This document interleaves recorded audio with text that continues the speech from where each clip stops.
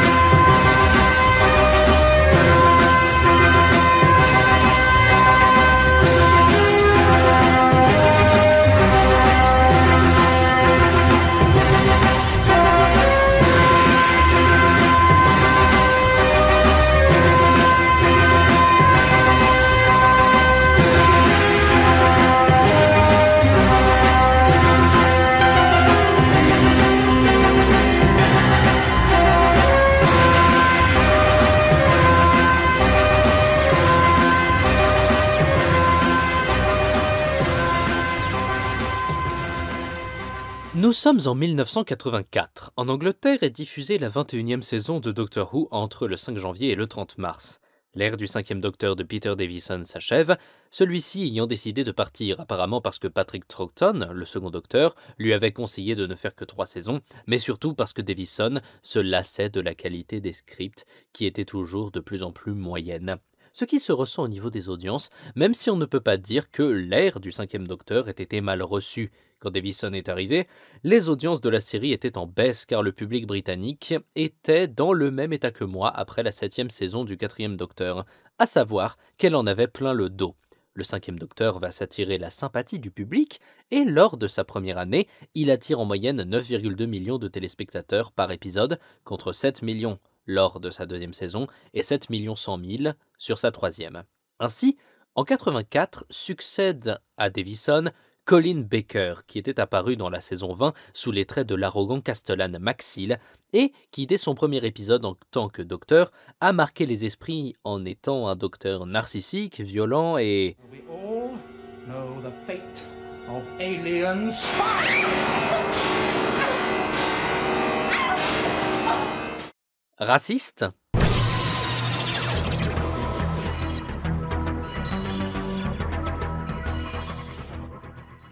La 22e saison de Doctor Who est prévue pour l'année suivante, mais entre-temps, un nouveau personnage apparaît dans les coulisses du show britannique, à savoir Michael Grade. Pardon, le baron Grade Yarmouth, actuellement membre de la Chambre des Lords.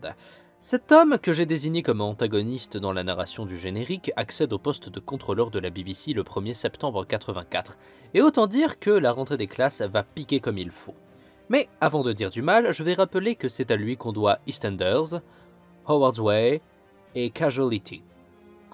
J'en connais qu'un seul, et surtout deux noms. Maintenant qu'on a dit du bien, on peut parler en mal. Grade est un homme d'affaires, et donc il est logique pour lui de ne pas investir des masses d'argent dans des trucs qui ne marchent pas ou moyennement. Jusqu'ici, c'est logique. Ce serait bête d'investir, je ne sais pas moi, $1 milliard pour un truc assez moyen. Non ? Grade considérait que Doctor Who était un programme moyen et un fardeau pour l'économie de la BBC, en gros. I thought it was rubbish.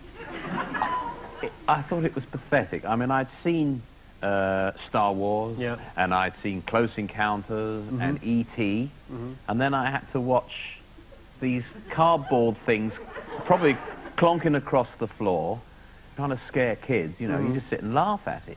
I actually hate sci-fi to begin with, so I'm not a sci-fi fan. Ouais, je n'en sais rien personnellement. Comparons deux séquences et voyons voir.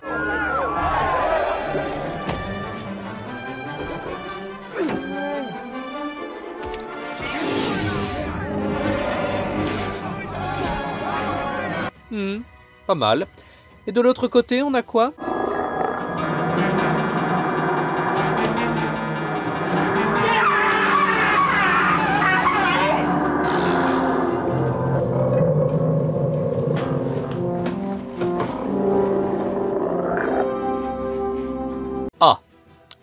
tout de même. C'est assez affligeant. Mais ce serait injuste de se baser uniquement sur le visuel pour juger. Regardons maintenant le budget de chacun. Pas mal. Et de l'autre côté, on a quoi? Ah, tout de même. C'est assez affligeant.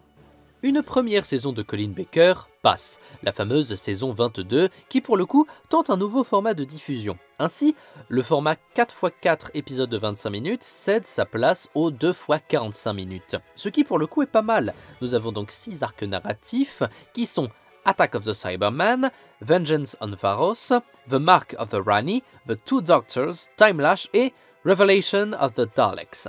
Cette saison, qui aura en moyenne trôné autour des 7,1 millions de vues lors de sa diffusion, se place au même niveau que la dernière avec Peter Davison.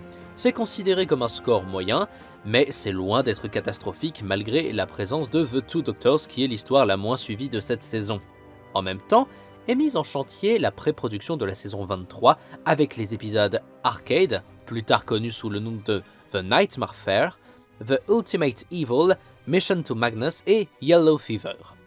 En février 85, John Nathan Turner, le producteur de l'époque, commence à entendre une rumeur à propos de la possibilité que Doctor Who soit annulé. Après une convention, il est convoqué dans le bureau de Jonathan Powell, qui lui annonce la nouvelle tant redoutée, sans aucune concertation. La nouvelle se répand rapidement et face au battage médiatique, la BBC annonce que Doctor Who a en fait besoin d'une pause. Et c'est alors que la série s'est arrêtée pendant 18 mois. Alors que John Nathan se concentre sur la production et veut commencer à tourner The Nightmare Fair, épisode qui devait signer le retour du Celestial Toymaker bien avant Neil Patrick Harris, il apprend que le format des épisodes a été réduit à 25 minutes comme auparavant, avec la possibilité de n'avoir que 14 d'entre eux. 14 épisodes et non pas histoire. Ce changement de format vient détruire tout le travail qui avait été fait auparavant, car les histoires n'ont pas été pensées pour fonctionner ainsi. La saison 23, telle qu'originalement pensée, n'a jamais vu le jour à l'écran. À la place est sorti Trial of a Time Lord, un grand arc narratif de 14 épisodes, avec une intro que je trouve légendaire.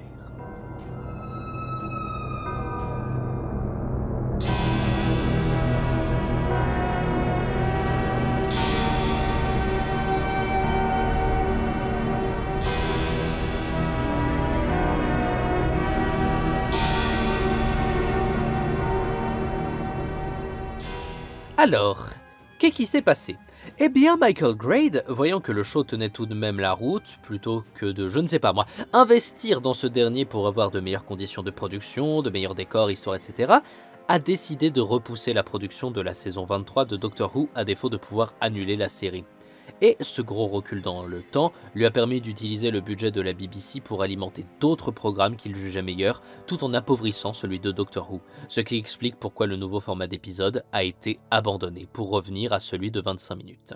Mais ce n'était pas assez pour Grade, car figurez-vous qu'il détestait personnellement le Docteur, ou plutôt son interprète actuel, Colin Baker, jugeant son jeu atroce, et en plus, il sortait à l'époque avec l'ex de Colin.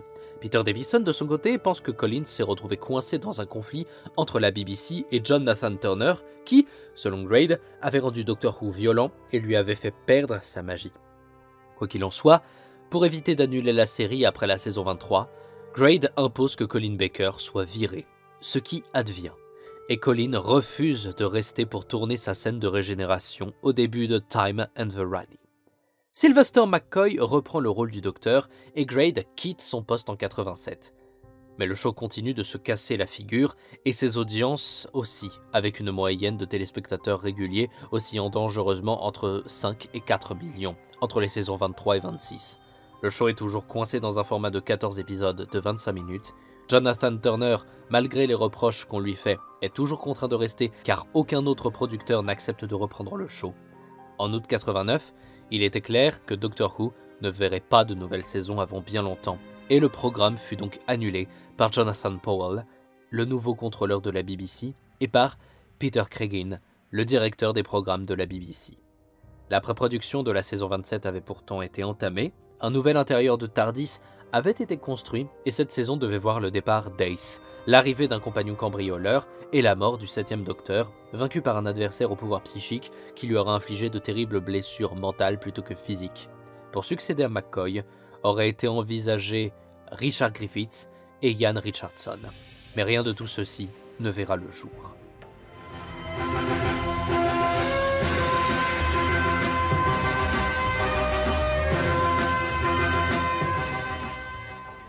Et oui, fin 89, Doctor Who à l'écran était terminé.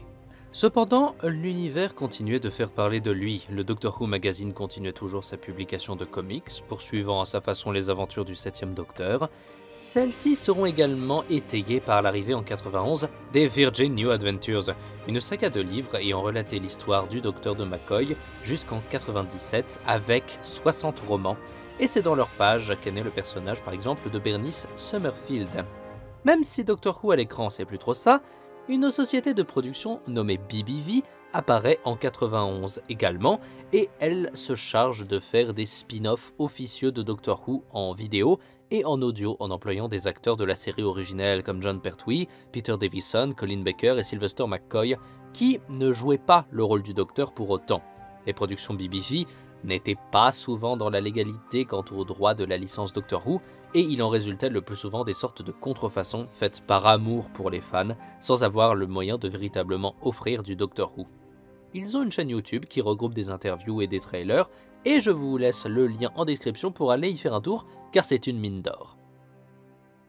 On avance dans le temps et on arrive en 93, et le 30e anniversaire de Doctor Who approche, et pour l'occasion, la BBC commissionne un film pour célébrer l'anniversaire et presque à l'heure. Oui, vous ne rêvez pas, j'ai bien dit un film Doctor Who en 93, et comme vous vous en doutez, il ne verra jamais le jour.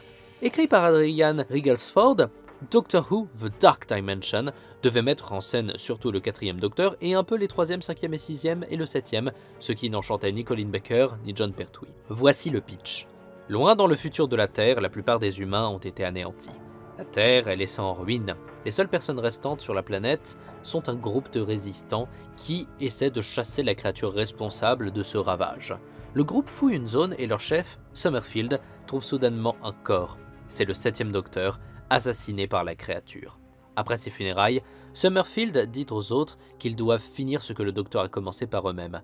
En essayant d'envoyer la créature qui l'a tué dans le vortex temporel pour qu'elle soit détruite, eh bien, ça a plutôt envoyé la chose dans le passé lointain de la Terre, où elle a comploté pour changer l'histoire. L'idée centrale de ce récit étant que la créature, déguisée en scientifique humain, a évité les événements de Logopolis afin que le 4e Docteur survive à sa chute au lieu de se régénérer.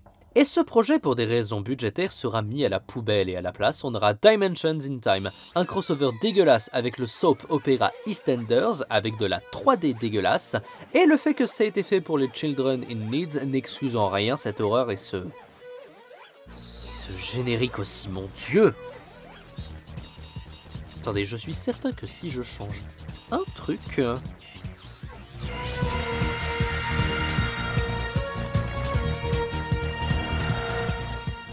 J'en étais sûr. Mais parce que le monde n'est pas si mal fait, une fan animation de The Dark Dimension existe, et je vous laisse le lien vers celle-ci juste au-dessus des liens pour regarder Dimensions in Time. Par contre, j'espère que vous avez fait anglais LV1 ou 2. Bref, la prochaine étape dans les Wilderness Years est bien évidemment le téléfilm de 96 qu'on connaît chez nous sous le nom de Doctor Who, le Seigneur du Temps. Alors, j'avais fait une vidéo dessus il y a très longtemps sur mon ancienne chaîne. Je ne vais pas m'étendre dessus davantage, mais un rappel s'impose. Le téléfilm est un bordel à produire car presque personne n'en veut aux USA, car oui, il s'agit d'une coproduction britanno-américaine. Ce téléfilm devait initier une nouvelle série Doctor Who, imaginée comme un semi-reboot avec Paul McGann dans le rôle titre. Le téléfilm est un triomphe en Angleterre, mais un échec aux USA. Pour rappeler ce qui va dans ce film, dont le scénario a beaucoup changé, le Docteur de McGann est super touchant, je trouve, en plus d'être BG et d'avoir une classe incroyable. Le TARDIS est le plus beau qui ait été réalisé à mon sens, donnant vraiment la sensation qu'il s'agit du foyer du Docteur plus que de son vaisseau. La musique est assez cool, même si elle a des passages qu'on peut trouver clichés aujourd'hui. Le thème orchestral de Doctor Who, ainsi que la musique qui accompagne l'affrontement contre le maître est génial. Enfin, les deux sont géniaux. Et enfin, le maître de Eric Roberts est complètement kitsch, mais dans le bon sens du terme. Maintenant, les problèmes. Le film tente d'appâter le public britannique avec des refs au 4e Docteur et le public américain en plaçant visuellement et scénaristiquement des éléments de scénario clichés ou appartenant à d'autres films. On a donc un maître qui ressemble au T-800 et un scénario de voyage dans le temps qui n'a aucun sens, avec le TARDIS qui doit remonter le temps avant l'ouverture de l'œil de l'harmonie et qui le fait au final après la destruction de l'univers parce que c'est une situation avec un méga enjeu quand même, donc ce serait con d'éviter la catastrophe au bon moment et prenons des codes de blockbuster à la con, ça passera. Donc, ils font tout ça jusqu'à remonter le temps un jour avant l'arrivée du TARDIS à San Francisco. Ce qui n'a pas de sens, car si le temps a été remonté, et je dis bien remonté jusqu'ici, ça veut dire que le 7e Docteur n'est pas mort, tué comme un con, par des balles en sortant du TARDIS, et que rien de ce qui s'est passé n'est encore arrivé. Ou alors c'est juste l'ouverture de l'œil de l'harmonie qui est affectée, mais ça n'aurait pas de sens non plus, et de toute façon, comme ce n'est pas clair, c'est de la merde. Cependant, ce téléfilm a un impact au niveau du Whoniverse, car, si mauvais soit-il, un nouveau Docteur a vu le jour avec lui, et c'est ainsi que commence le règne du 8e Docteur, à qui, par exemple, le dernier roman des Virgin New Adventures est consacré, avant que Virgin soit contraint de laisser un autre éditeur se charger des aventures du Docteur de Paul McGann, à savoir BBC Books. Et autant dire que la douche est froide, car dans une volonté de bien démontrer que McGann est le Docteur, il est demandé à Terence Dick d'écrire un roman où le Docteur, amnésique alors qu'il vient de sauver le monde de l'œil de l'harmonie, va rencontrer ses 7 premières incarnations pour regagner progressivement sa mémoire. Et ce roman n'est vraiment pas terrible. Je vous le dis pour l'avoir lu, et on repasse par des moments clés de l'histoire de Doctor Who qui maintenant ont lieu sous les conseils du 8e Docteur. Genre, c'est lui qui convainc le premier Docteur de ne pas tuer un sauvage blessé à coups de pierre dans An Unearthly Child. C'est lui qui conseille au 2e Docteur de contacter les Seigneurs du Temps dans War Games. Bref, les fans ne sont pas contents d'avoir quitté Virgin pour tomber en premier sur ça. Ceci dit, la saga des 8th Doctor Adventures de BBC Books est longue de 75 romans, publiés de 97 à 2005. Et on y fait la connaissance de nouveaux compagnons, comme Fitzkrainer, on voit s'étendre de longs arcs narratifs et l'introduction de nouvelles entités, comme la faction Paradox, qui aura droit aussi à sa série audio par BBV et qui est liée à la guerre du temps. Mais pas celle de la nouvelle série, une autre appelée la guerre céleste qui a mené à l'anéantissement de Gallifrey par le 8e Docteur dans The Ancestor Cell, 36e roman de la saga. Paul McGann commencera d'ailleurs à enregistrer des lectures de nouvelles issues des aventures de son personnage avec les histoires Bounty, Dead Time et The People's Temple. Et en parlant d'audio, émerge en 96 la société de production de drame audio Big Finish, qui commence par faire des aventures audio avec le personnage de Bernice Summerfield, jouée par Lisa Bowerman encore aujourd'hui. Et en 99, Big Finish obtient les droits nécessaires pour faire des aventures avec les docteurs et compagnons originaux.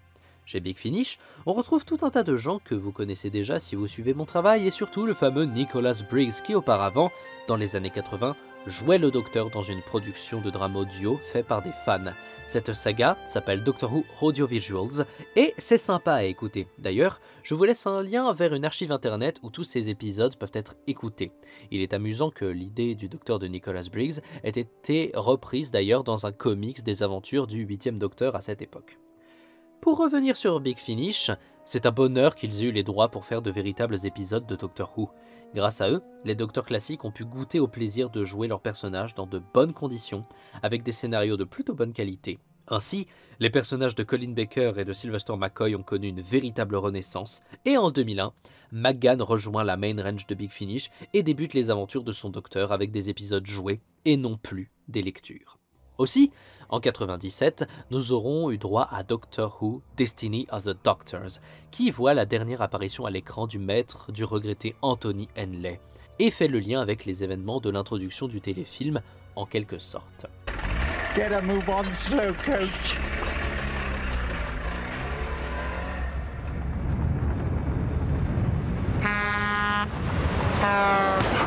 Tout cela nous amène gentiment à 2003 et aux 40 ans de Doctor Who.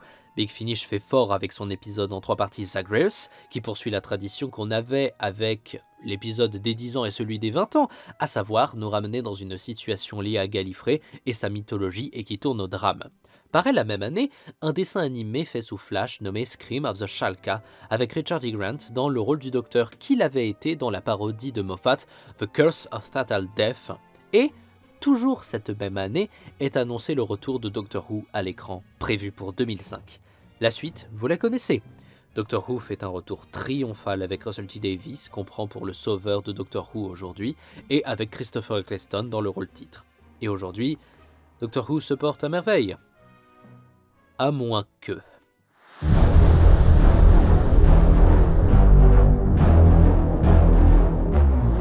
L'ère Chibnall s'est achevée avec l'épisode Le pouvoir du Docteur, comme vous le savez. Ce fut un épisode riche en émotions, surtout en caméo, et qui s'est ponctué avec une régénération magnifique jusqu'à cet instant.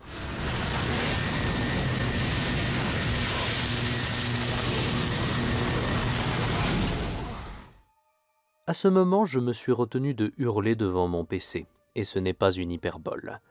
Et je ne l'ai pas fait, car j'étais certain que ça allait se produire.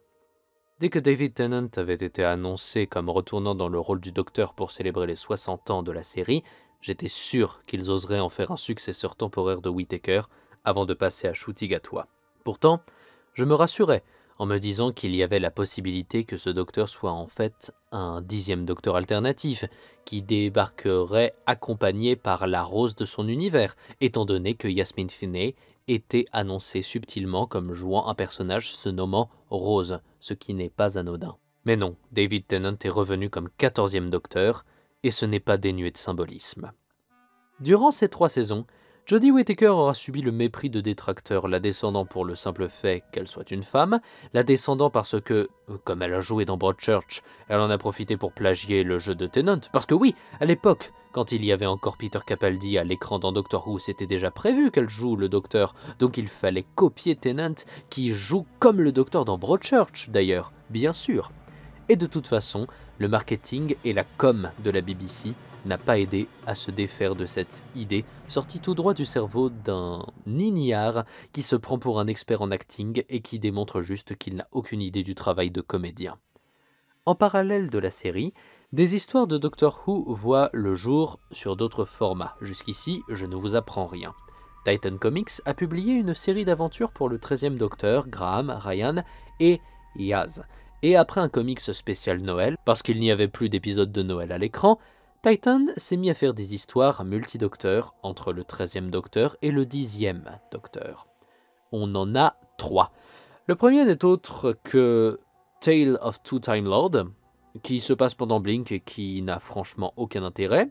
Le second s'appelle Courant alternatif et nous remet Tesla et Edison et une rose alternative et les démons des mers et des paradoxes et cela n'a pas davantage d'intérêt. Et aussi, durant le comics Defender of the Daleks, morceau de l'événement Time Lord Victorious, le 13e Docteur vient filer un coup de main au 10e pour lui permettre de s'échapper de Scarrow.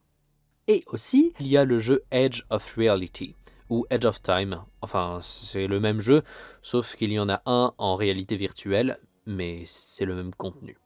Et déjà que ce jeu n'est pas dingue parce que la BBC ne se lasse pas d'être pauvre, eh bien après avoir fait une partie du jeu en aidant le 13e Docteur, eh ben c'est le 10e qui a besoin de notre aide. C'est génial. Comme ça, puisque tout le monde a l'air de détester l'ère Chibnall, eh ben au moins les gens achèteront les produits dérivés parce qu'il y a David Tennant dedans ou sur la couverture. Donc oui, moi je m'y attendais à ce que Tennant passe après Whittaker, parce que l'image du 10e Docteur fait vendre, surtout qu'il est toujours l'icône qui illustre le mieux le show. La BBC n'allait donc pas se priver. Et donc, par ce choix de remettre David Tennant, Russell T Davies, qui en est responsable, a donné gain de cause à tous les fans toxiques qui n'aiment Doctor Who que parce qu'il y a David Tennant dedans et qui sont rarement capables de parler de lui en dehors de ça, de Harry Potter 4 et de Good Omens, et qui accessoirement ne sont bons qu'à cracher sur la série parce qu'elle n'est pas comme avant et que et que Doctor Who c'est devenu woke. Au final, ces gens méprisent tout le travail politique réalisé par Russell T Davies sur sa première run avec des épisodes comme Turn Left, parce que pour eux, c'était avant.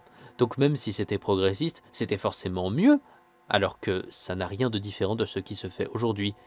Et même si Russell T Davies peut très bien se servir du retour de Tennant pour punir les spectateurs qui désespéraient de le revoir, non seulement je doute qu'il fasse ça, mais en plus, qu'est-ce que ces gens en auraient à faire, au juste? On leur aura remis leur idole dans la série. Ils seront juste contents et n'iront pas chercher plus loin.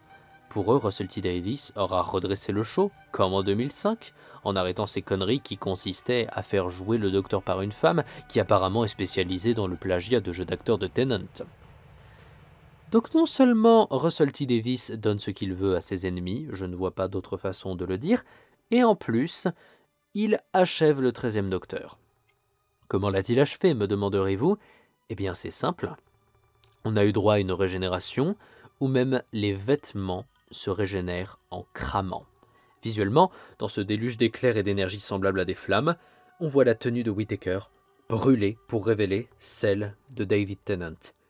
Ça, c'est le détail qui m'a achevé, et qui m'indigne au plus haut point, et qui me fait me dire que je n'ai pas assisté à une régénération, mais à une exécution.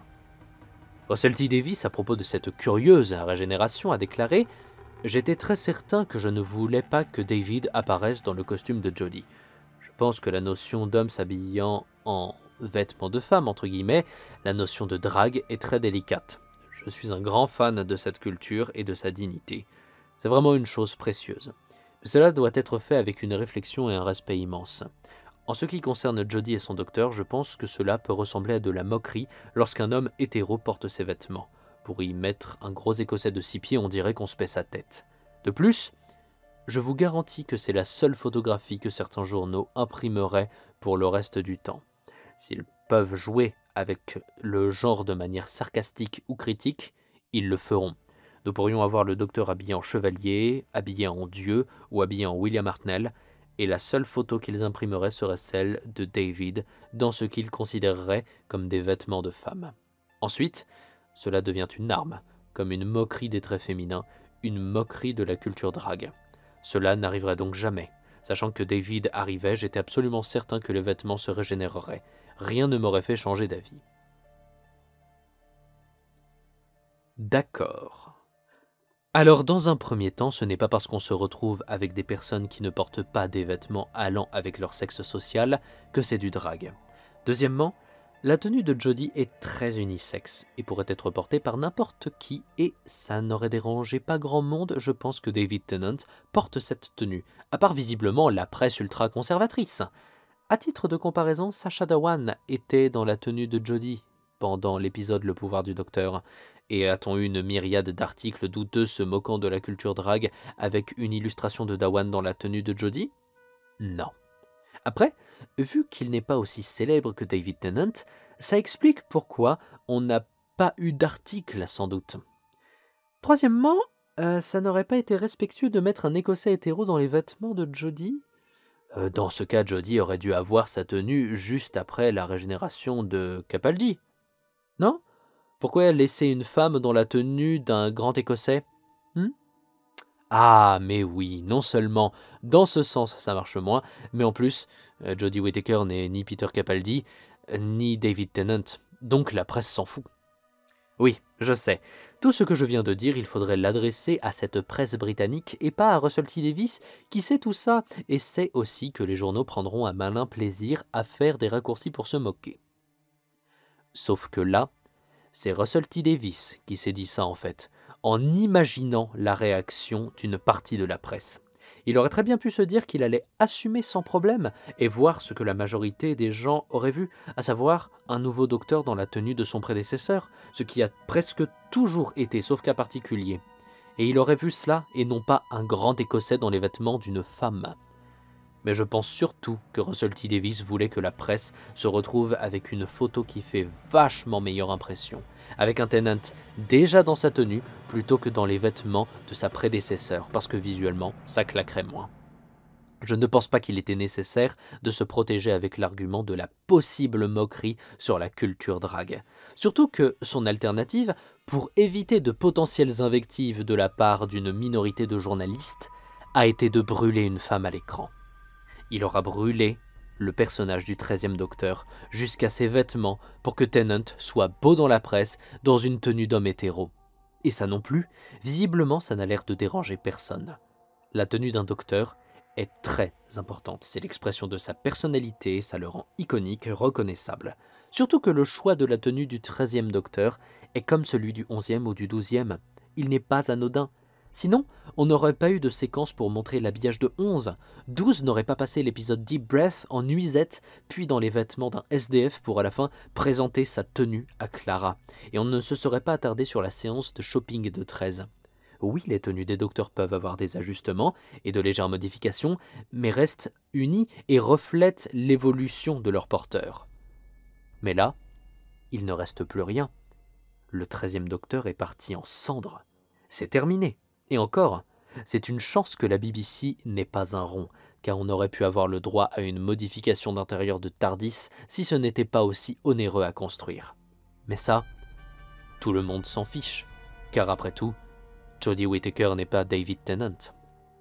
Je suis halluciné que ça se soit passé ainsi. Je ne pense pas que Russell T. Davies soit malhonnête dans sa démarche de défendre la culture drag, mais cette justification est piteuse. Surtout pour lui, qui ne s'est pas privé de taper politiquement sur le conservatisme au cours de sa première ère.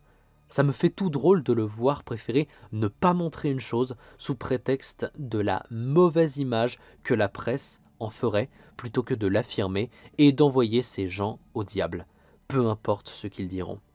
Il y aura toujours des détracteurs pour venir malmener nos idées et les ridiculiser, mais ce n'est pas pour cela qu'il faut s'empêcher de s'exprimer, sinon c'est laisser gagner ces gens-là qui n'attendent que de parvenir à nous réduire au silence. Je tenais à parler de ça, car je pense que Doctor Who va mal en ce moment, comme beaucoup d'autres programmes, et j'attends avec impatience de voir Ncuti Gatwa dans le rôle du Docteur, en espérant qu'à l'avenir, on arrêtera de faire revenir David Tennant pour des raisons pécuniaires, entraînées par un conservatisme et une nostalgie malsaine. Je n'ai rien contre David Tennant, et j'aime beaucoup cet acteur, et ça m'aurait fait plaisir de le revoir dans Doctor Who, mais pas comme ça. Cette vidéo est maintenant terminée, et je vous remercie de l'avoir suivi jusqu'ici. Normalement, je vais continuer de parler des épisodes de Once and Future, la série audio des 60 ans de Doctor Who produite par Big Finish, et je reprendrai les sagas que je traite habituellement plus tard. J'envisage de parler également des saisons télévisuelles de Doctor Who, mais je ne sais pas encore sous quel angle les attaquer. Mais bref, d'ici là, vous portez-vous bien, c'est le plus important.